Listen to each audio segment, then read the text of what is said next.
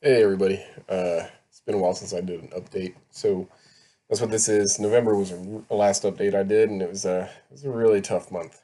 Uh, a lot of bad stuff, but and I just got over the flu, so go ahead and try to take care of this now.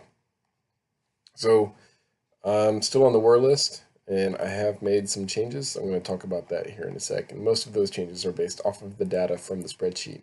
We now have 1,474 games, I believe, of data from all sorts of different pilots. Mostly, it looks like myself and Strange Molars. Yeah, 1,744, 74 rather. But so here's the key things. A lot of were players, a lot of players at all are doing three bridge and four were. I feel that it's probably incorrect. Most times you're going to be trying to work for a bridge anyway, so why not just have the bridge instead? So because of that, I went up to four bridge, three were. It's much easier on the mana base as well. Let's see. Another thing to keep note is, let's see, Glimmer Void and Spire are both performing extremely well. So I'm running a full playset of both for Spire, for Glimmer Void. Um, Lantern of Insight, of course, performing well. You're not going less than four than that, anyways. War of Invention is steadily climbing up in the weighted data on how well it performs.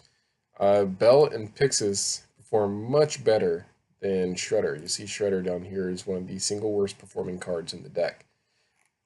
I wrote about that in the Lantern Primer as to why I think that might be. A lot of that has to do with statistics on what is the likelihood that we need to mill the opponent and keep our card on top. And the chances of that happening is relatively small.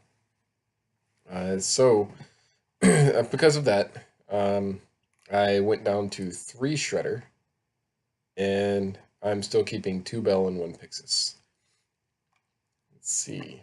Another. I'm doing keeping four Baubles.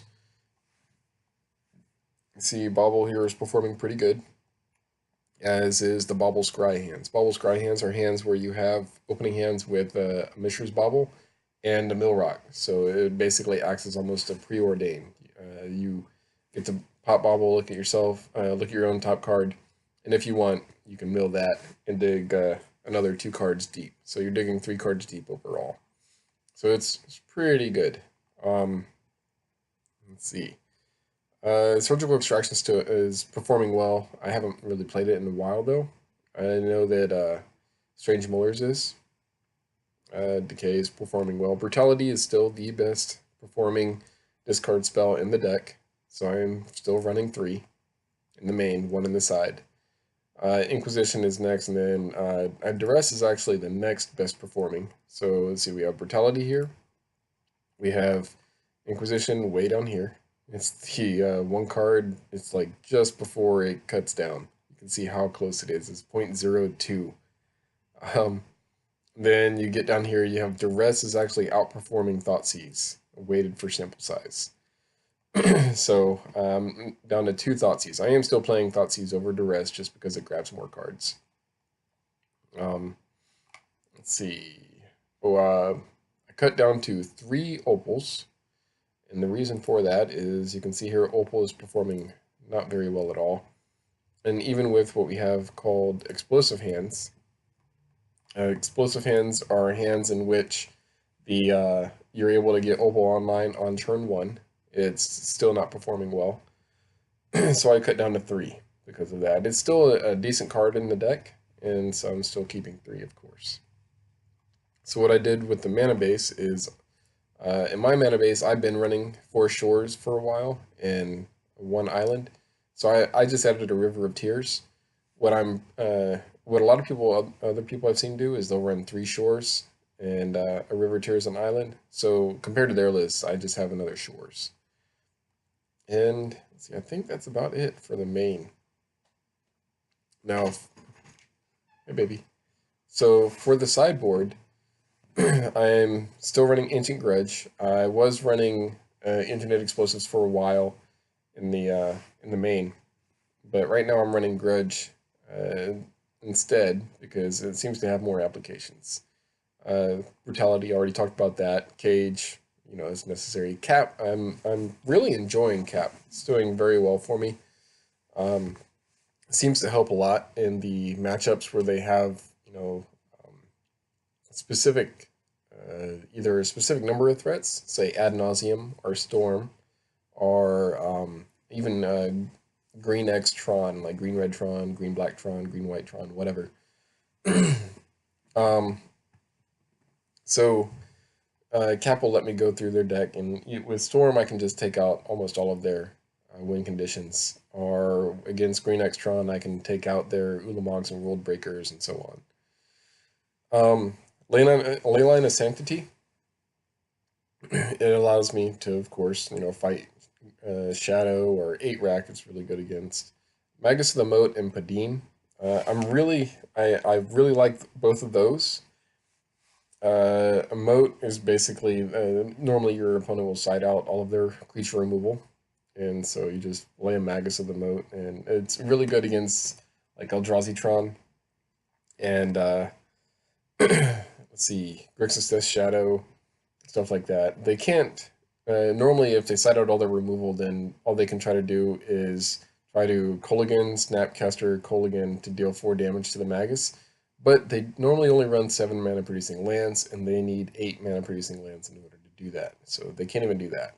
They have to keep in removal to kill Magus. Padeem is just additional effects. I was running 2 welding jars, but I found that a split of 1 jar, 1 Padeem seems to work better. Let's see. Needle, of course. I was running an Nature's Claim and a Seal, but instead, due to some advice from somebody else in the forums and somebody I played against, I found that 2 Seals is probably the correct choice. It'll help take out the chalices, whereas the Nature's Claim does not. And Nature's Claim being an instant doesn't really help a whole heck of a lot.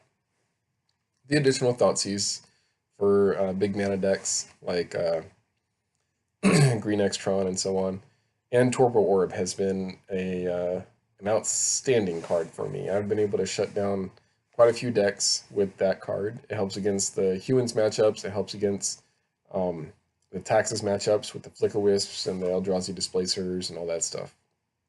So altogether, this deck is performing really well for me so far. And all of that mostly is based off of the data here. And I do understand not everybody agrees with the data or, you know, wants to follow it, but, you know, it's their own preference. I can respect that. It's just, this is how I prefer to do it. I've added a few things. For example, I added these 2 right here with the additional land, calculating additional land stuff. You notice up to here, it's relatively the same. Hands containing 3 lands if you count or don't count Opal. So that seems to be the best. And it's if you don't count Opal for 4 lands, it gets, you know, much worse. It's a smaller sample size, so it goes down just a little bit. But yeah, that's pretty much it. Let's see.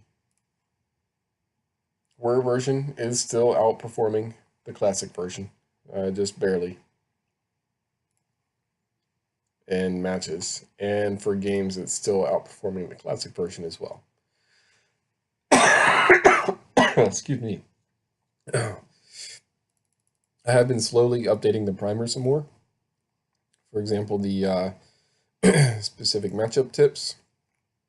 Let's see. I believe yeah, added a bunch of these. I don't remember when I did it, but I'm going to continue working on that, of course. And if there's any other matchups that people want me to go over as well, or if you see some old information here, I'm going to be going over it as well. But you see anything, or if you have any suggestions, please let me know and I'll get right on it. And yeah, thanks for watching.